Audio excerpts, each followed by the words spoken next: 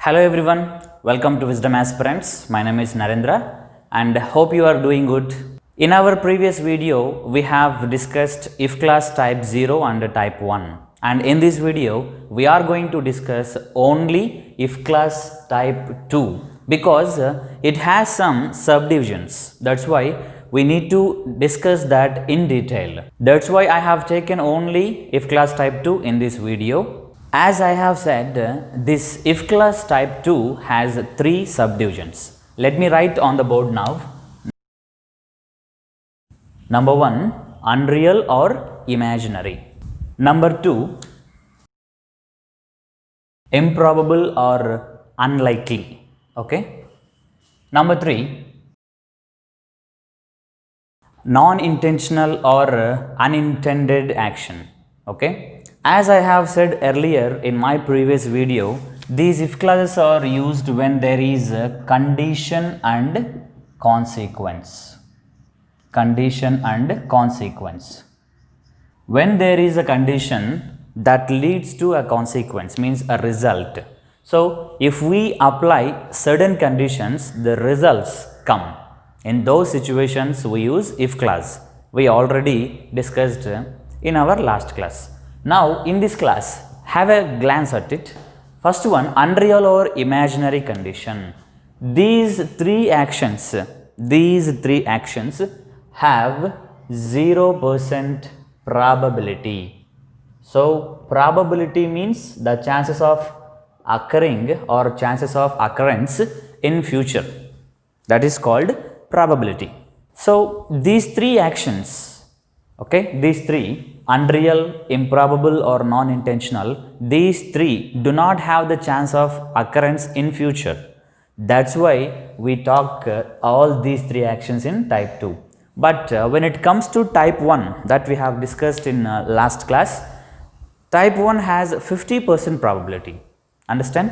Type 0, it is used for scientific facts or the statements that are always true. For those actions we use type 0. But type 2 and these three subdivisions in type 2, these are used when there is a 0% probability. Understand? Okay, let us discuss one by one in detail so that you will get idea. First of all, let us analyze what is unreal or imaginary. See, when you imagine something, definitely it is not real at present, or the chances of you become something are 0. That's why we say whenever we talk about these imaginary or unreal conditions, we say that those are not at all possible. Understand? So, let us look into the tenses, because in if clauses the tenses combination is very important. If you don't know the tenses combinations and structures in those tenses, you can't write if clauses. The tenses covered in this type 2 is simple past, conditional 1 means conditional tense 1, and if is always attached, or we have to write if along with the simple past only. Let us look at the structure of simple past here. So, as usual we have if like this: subject, verb, object. And let us look at conditional tense structure: subject, would, should, could, might. These four past modals can be used in this conditional tense type 1. Subject, would, V1, object. This is called conditional tense type 1 structure. Now, have a glance at it. Why did I take were here? With this verb were only, we represent the imaginary conditions. That's what we need to understand. There can be no have forms, no main verbs, only were. That too, with all the subjects respectively, we have I, we, you, they, he, she, it. So, with all the respective subjects, we use only this verb were in imaginary conditions only, not everywhere, okay, only in this imaginary conditions. Look at this: I were, we were, you were, they were, he were, she were, it were. Only in unreal or imaginary conditions. Please mind it. In everywhere we use, especially in the past tense, we use I was, we were, you were, they were, he was, she was, it was. In such a way we use, but here in imaginary condition we should use only were with all the subjects. Let me take the famous example that every teacher wants to discuss, that is, if I were a bird. If I were a bird, I would fly. Or you can say I could fly. Okay. Look at here. If I were a bird, it means this becomes imaginary condition. See, the chances of me becoming bird, less, not less, 0. Those are called imaginary. Suppose if you speak like this, if I were the Prime Minister of India, I could change the country. But what is the real thing? The chances of you becoming president at present now, the chances are 0. Those are just imaginary. Suppose if I were the aeroplane, I would fly. Understand? Like if I were the bird, if I were the aeroplane, if I were the fish, I could live in water. Understand? So these are called imaginary conditions. And the main question is how they ask questions in exam point of view. That's very important. So the question will be like this. Look at it. I am not a bird. I am not a bird. I will not fly. If there is will here, you can go for would. Understand? If there is can, suppose I cannot fly, you can write here could. Okay? Can past modal is could. If there is shall, you can go for should. If there is may in the question, you can go for might in the answer. But look here, I am not a bird. Which tense it is? It belongs to simple present tense. I will not fly. Which tense it is? It is in simple future tense. What we have to understand here is, question they will ask in the combination of simple present and simple future. But don't be deceived by looking at the question. You have to turn them, especially the answer, you have to turn the answer into past tense. This is what we have discussed just now. Simple past and conditional tense 1. By following this structure, this is very important. This structure is very important while you are writing answers for the if class questions. So, question will be like this. Understand? I am not bird. I will not fly. I will not fly or I cannot fly. They may ask you like this. But what you have to understand, is there possibility of occurrence or not? Is there possibility? If you think once, I am not a bird, I will not fly. You think you become bird? No. The chances of you becoming bird is less, 0%. So such cases are called imaginary or unreal, we say.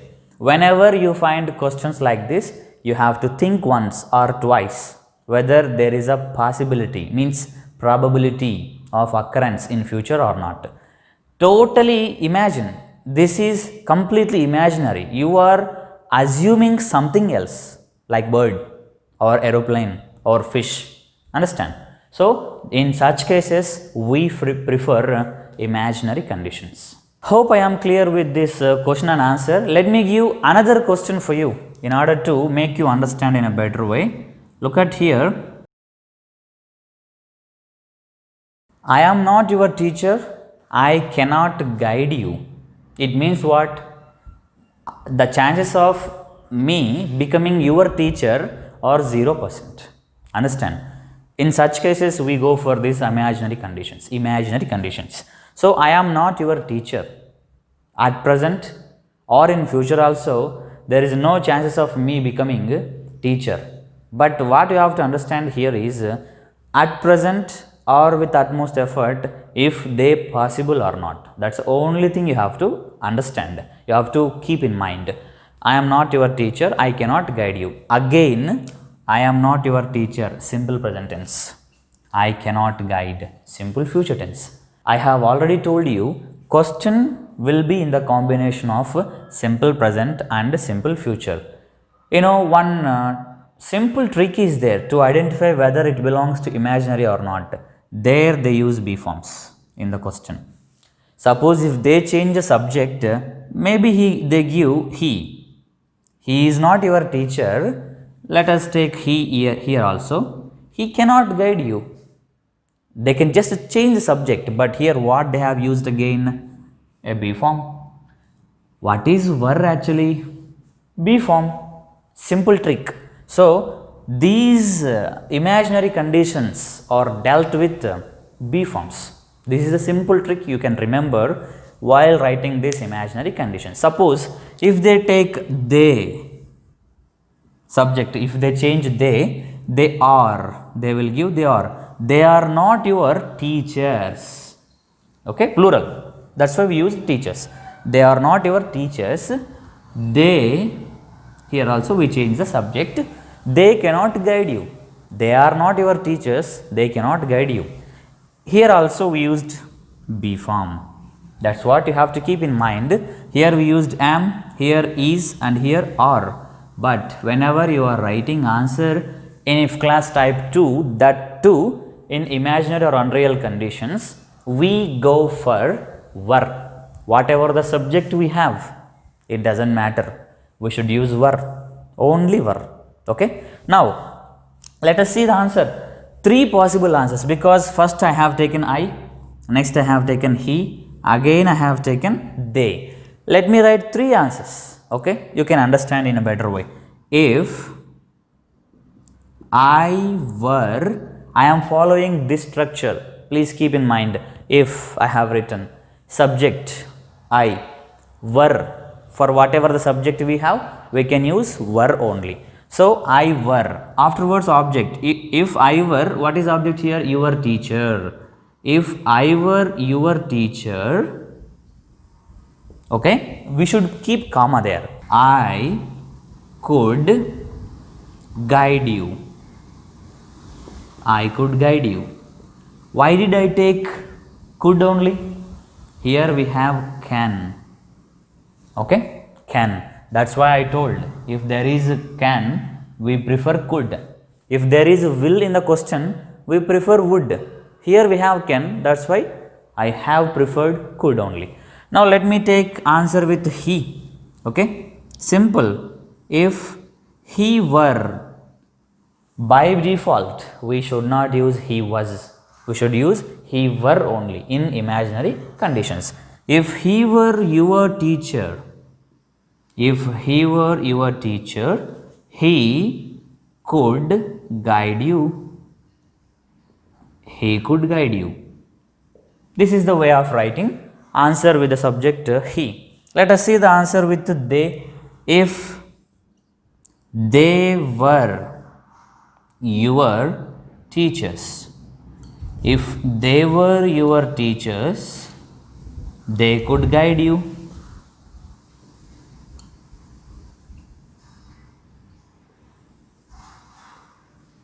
That's it. Okay. So this is a way of writing. Here we have taken were with I, were with he, were with they. Hope you have understood these imaginary conditions. Let me talk some sentences orally now. If I were a fish, I could live in water. This is one example. If I were the Prime Minister of India, I could change the system of exams. This is another example. If I were your father, I could slap you. Suppose if you have done any mistakes, I can speak like this. If I were your father, I could slap you.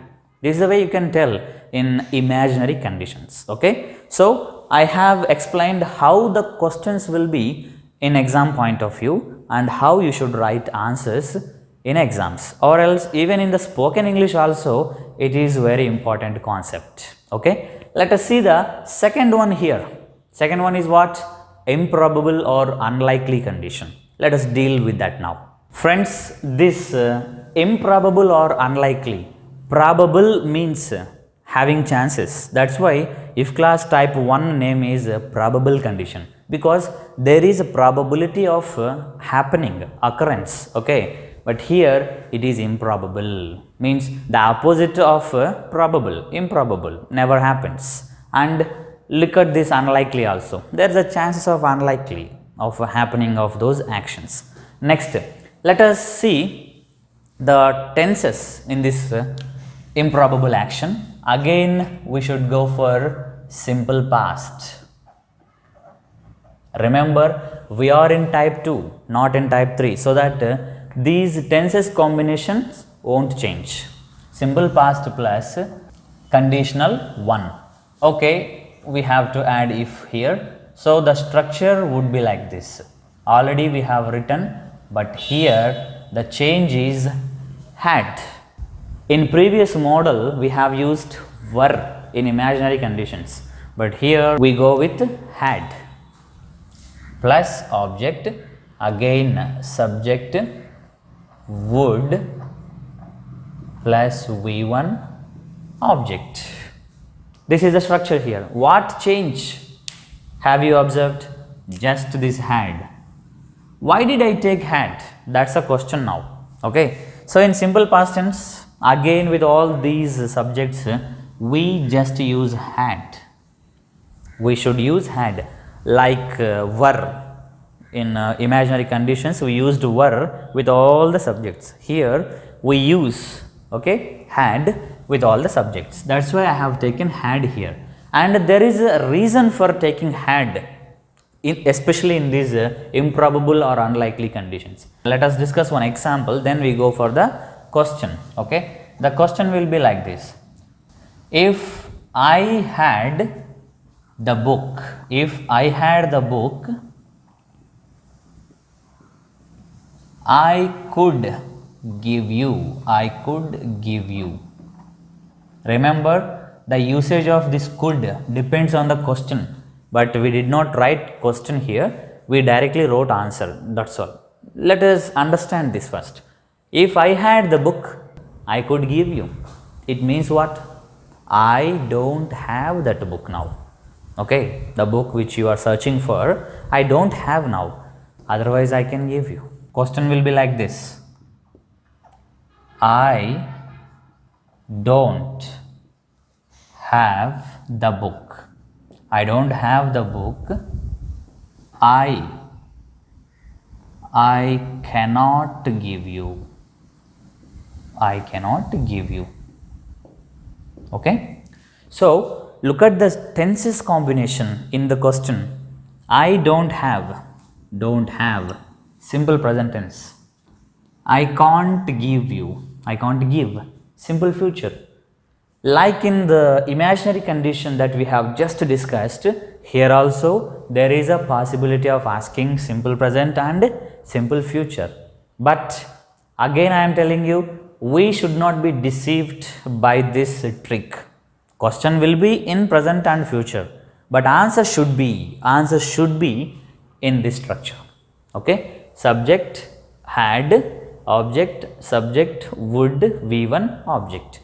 Remember one simple trick that I have just shared you in imaginary conditions. Here also there is one simple trick to identify whether it belongs to improbable condition or not. We use have forms.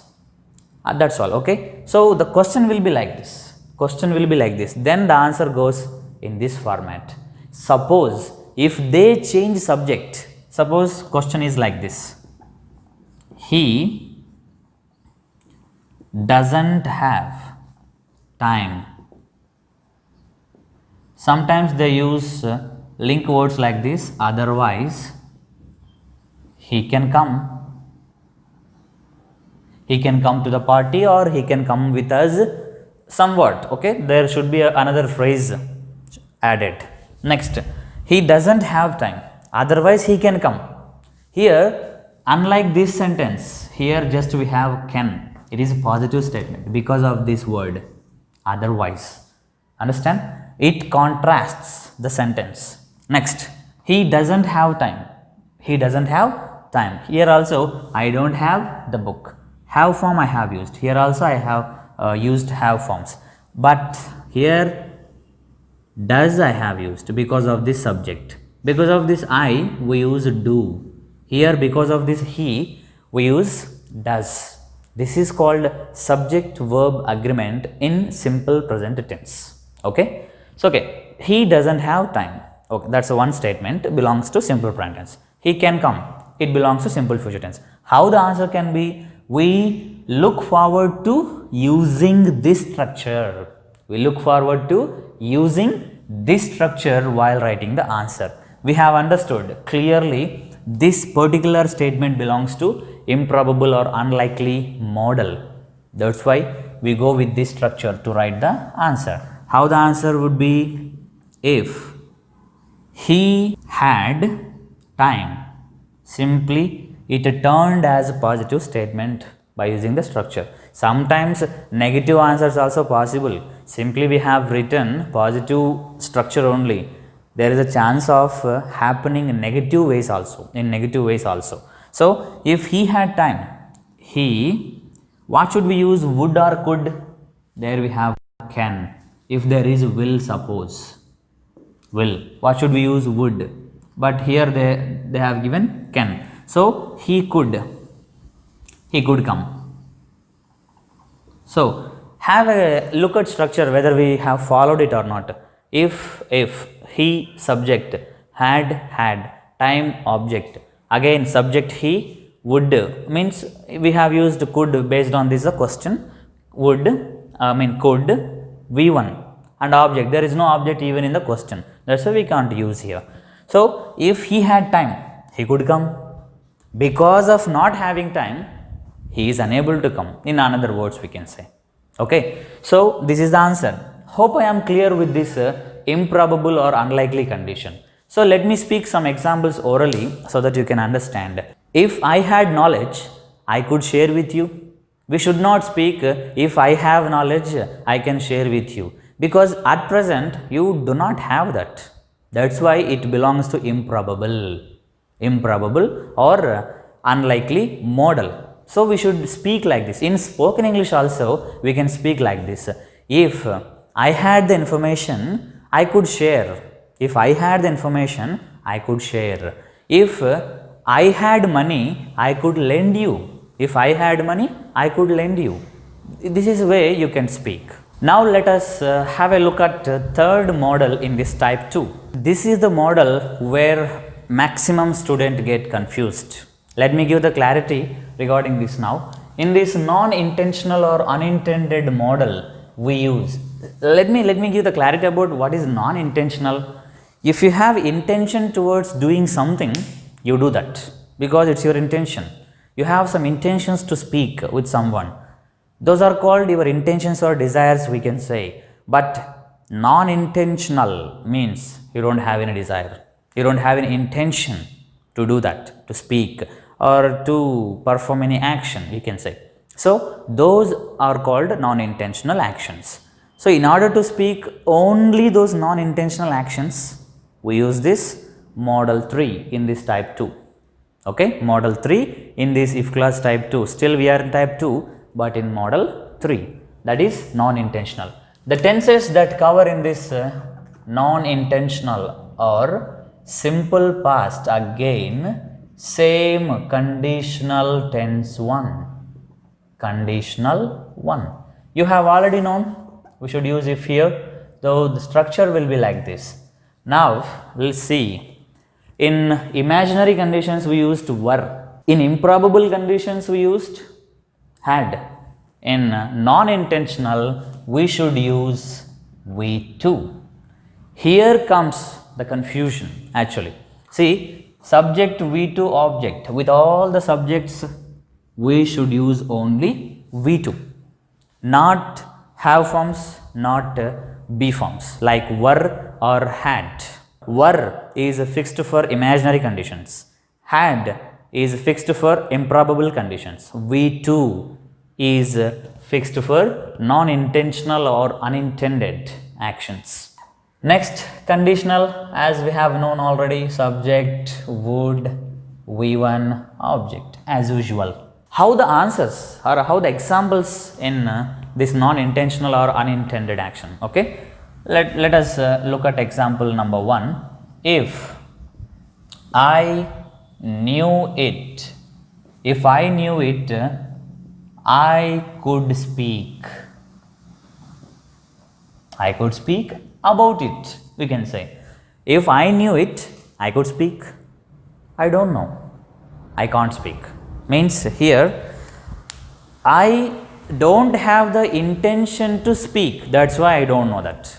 Our non-intentional actions we are revealing. So, see here, I could speak. Here, I don't have the intention to speak, that's why I don't know it. That's why I don't want to know it. That is the main intention here. How the question will be? That's the point. Question will be like this. I don't know it. I don't know it. I can't speak. Okay? Now you can understand. By looking at this combination, again simple present tense, simple future, no question about it. All the type 2 model questions will be in the combination of simple present plus simple future. Understand? But answers vary. Okay, answers are different. That's it. I don't know it. I can't speak. Remember, this particular statement speaks about your non-intentional activity. So that we can understand here the speaker doesn't have the intention to speak. Then it belongs to non-intentional action. Let us look at the second question. He can't buy it. He can't buy it. He can't read it. Maybe it is about a book. Okay. He can't buy it. He can't read it. Here clearly we can understand it belongs to simple future, and this also belongs to simple future. Okay. So here these sentences speak about the non-intentional activity of the speaker. Look at here, he can't read it. He can't read. He doesn't have the intention to read it. And he doesn't have the intention to buy it. That's why he can't read it. For this question, answer will be like this. If he bought it, if he bought it, he could read it. In case of he bought it, in case he bought it, he could read it. So here we used if, that's why we could speak like this. If he bought it, he could read it. But he doesn't have the intention to buy it or read it.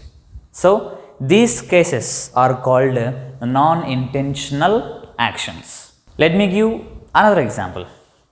The question will be like this. She can't go there. She can't go there. She can't meet them. Means she doesn't have the intention to meet them, first of all. That's why she can't go there. Sometimes question they may ask like this. She doesn't go there, she can't meet them. Or she doesn't meet them. But if they ask question like this, it becomes probable condition. Okay, she doesn't go there, she doesn't meet them. If she goes there, she can meet them. This is the way to write the probable conditions if class type 1, open or probable condition. But here we are discussing non-intentional, if class type 2 actually. So she can't go there, she can't meet them.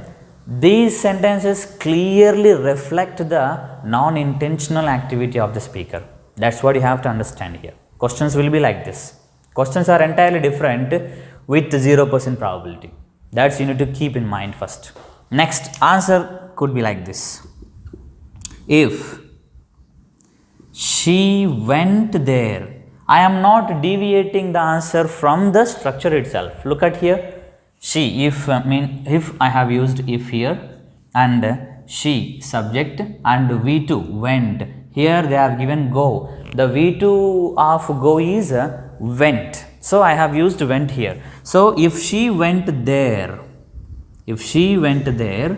she could meet them. She could meet them. Look at this structure again. She could. Here I used would in the structure, but they have given can here. That's why I used could here. So would, could I have used. V1 meet. Object them. I have not deviated from the structure. We have to write all the answers in if clauses based on these structures only. Questions will be in the combination of simple present and simple future. That's another matter.